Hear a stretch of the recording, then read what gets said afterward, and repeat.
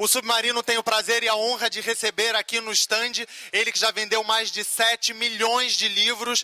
Alguns chamam ele do rei da autoajuda, outros do rei das palestras. A gente tem a honra de conversar, de fazer um bate-papo maravilhoso com Roberto Chiniachiki. Olá, Roberto. Boa noite. Boa noite. Tudo bem? Estar aqui com você.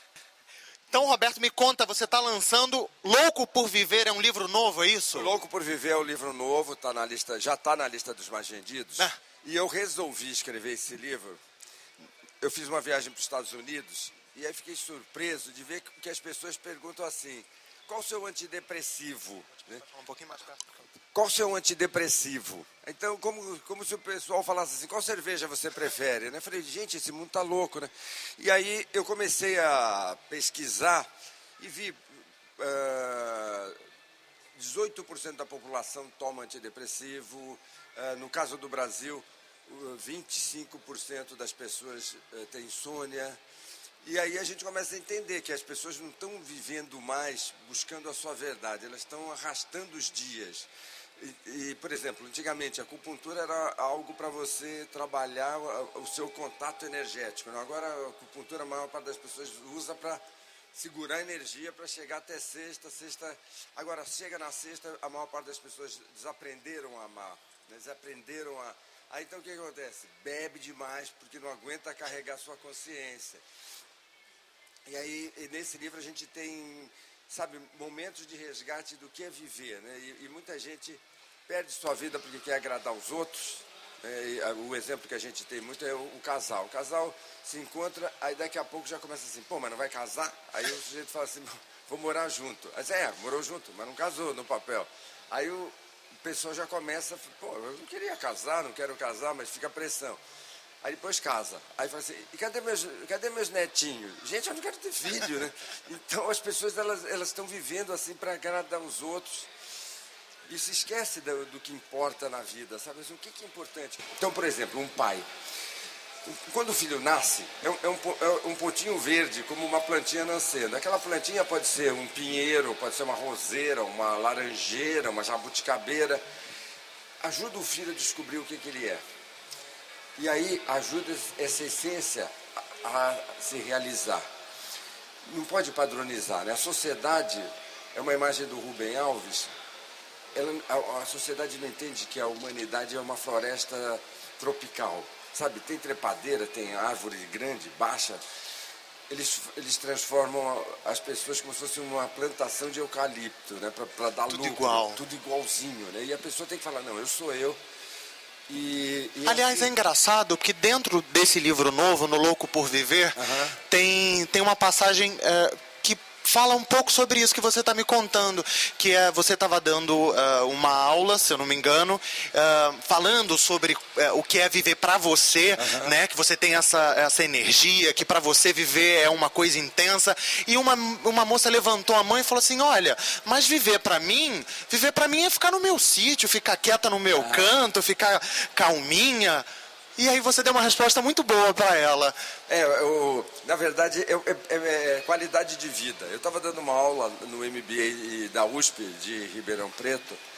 Aí uma moça, assim, todo curso tem uma pessoa chata que quer te pegar. Era ela. E eu fui escapando. Aí no final ela falou assim, sabe, Roberto, porque você mora em São Paulo não tem qualidade de vida. Eu moro aqui em Ribeirão Preto.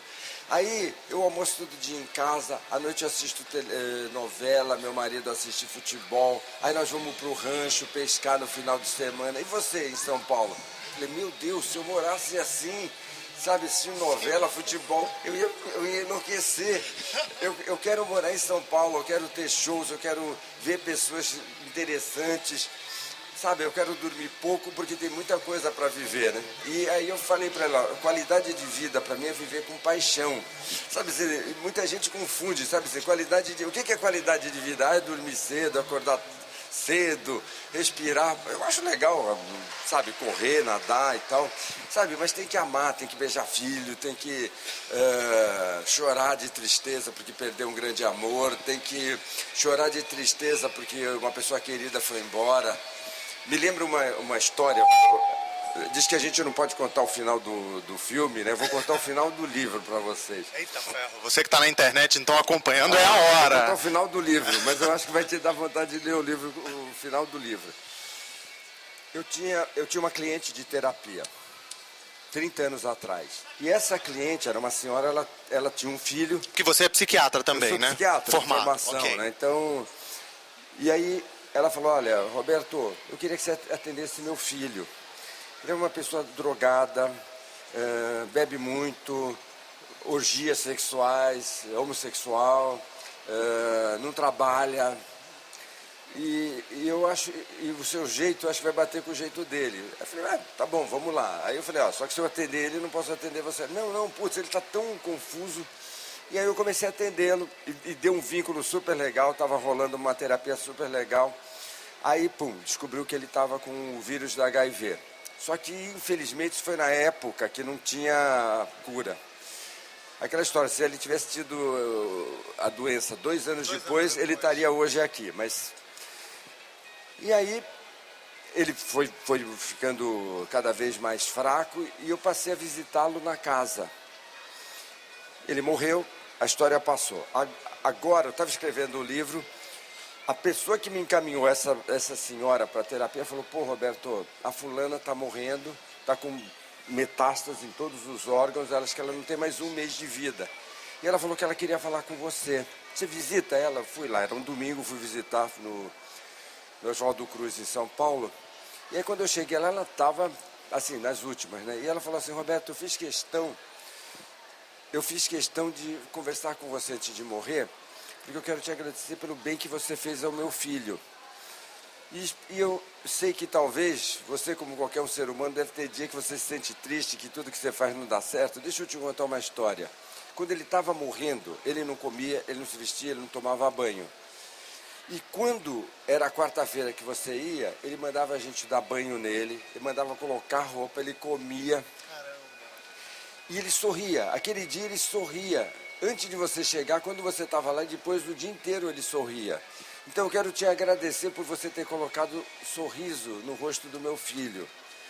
Quando ela falou aquilo, já estava ela para morrer, depois ela morreu naquela semana.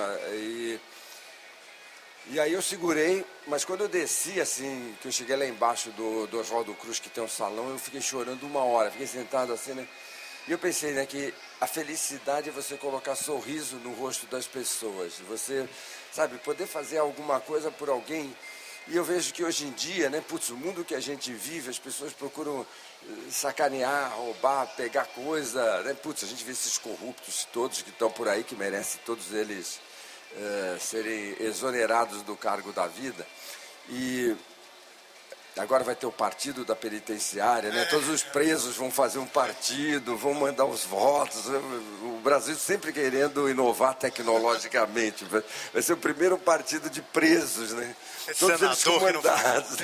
Então, sabe, pessoal que está em casa, eu não sei qual câmera que vale, mas, sabe, dá um jeito de colocar o sorriso, ajuda as pessoas a serem felizes. Roberto, é engraçado você contar essa história, porque você, como um dos maiores palestrantes desse país e também um escritor que vendeu mais de 7 milhões de livros com essa intenção de ajudar as pessoas, de buscar trazer uma certa paz ou uma vida melhor para as pessoas, você também chora? Muito. Agora, deixa eu falar para você, o grande barato da vida é quando você estiver triste, chorar. Porque quando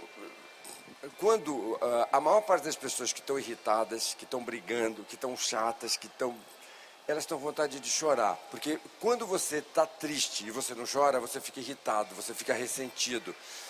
E uma das coisas que as pessoas precisam aprender é pede. Está na Bíblia, pede, se você pedir, você vai receber. Então, às vezes, assim, eu estou triste, eu estou precisando, me ajuda, né? Mas hoje em dia tem uma coisa assim da pose, da vaidade, da arrogância, e isso leva muito à solidão, sabe? Da pessoa poder falar assim, pô, estou triste, me ajuda. Né? Mesmo, por exemplo, está terminando o amor, o casal está terminando. Se o sujeito fala assim, fica mais um pouco aqui comigo, ou conversa mais um pouco, né?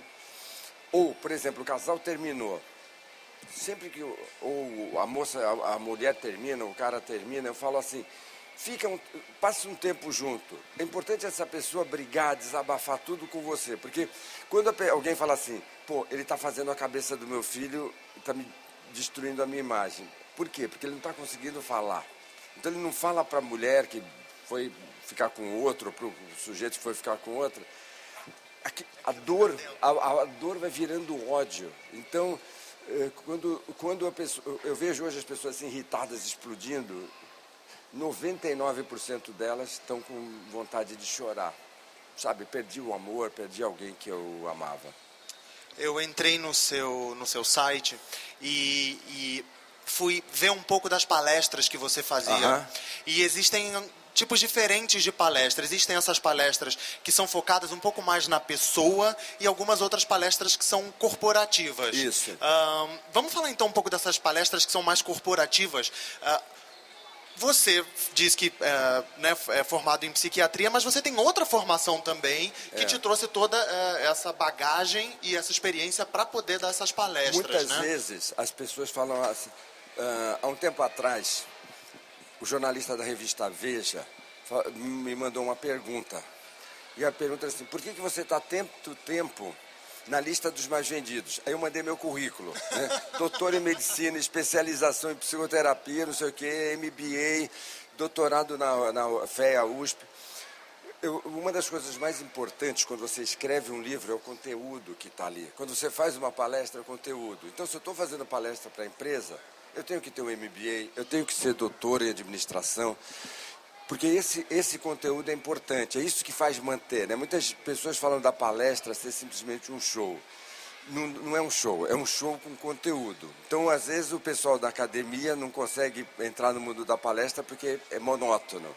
E o pessoal que faz o show não tem conteúdo, então não fica. Então eu tenho um seminário de formação de palestrantes profissionais, e essa é uma das coisas que eu mais falo. Gente, tem que dar o show, mas você tem que ter conteúdo. Por que em 2013, Louco por Viver é importante? Então, esse livro especificamente, por que ele? Porque, para mim, escrever é sempre responder à situação. Se você falar assim, Roberto, por que você vende muito livro? Lógico, doutor em administração, doutor em medicina, especialista em psiquiatria, mas eu acredito que eu sei ler o momento do Brasil. Então, por exemplo, em 94 eu dava palestra na Espanha, Santander, Bilbao, Vizcaya, e eu via que eles estavam se preparando para atacar o Brasil.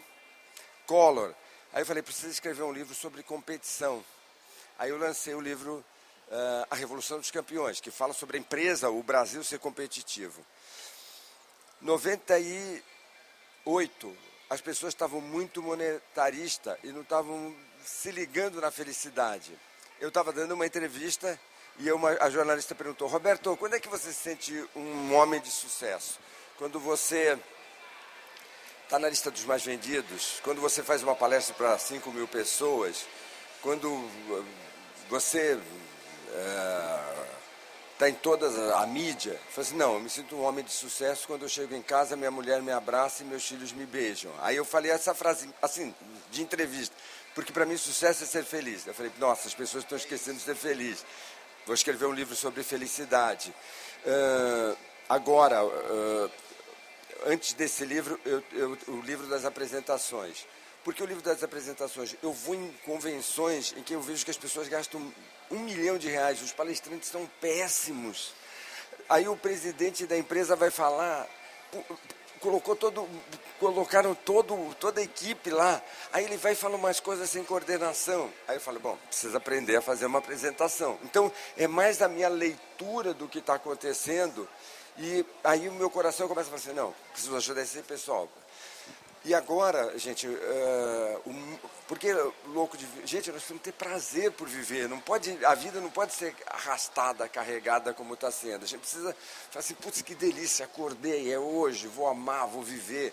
E se der errado, choro para chuchu e vou amar mais.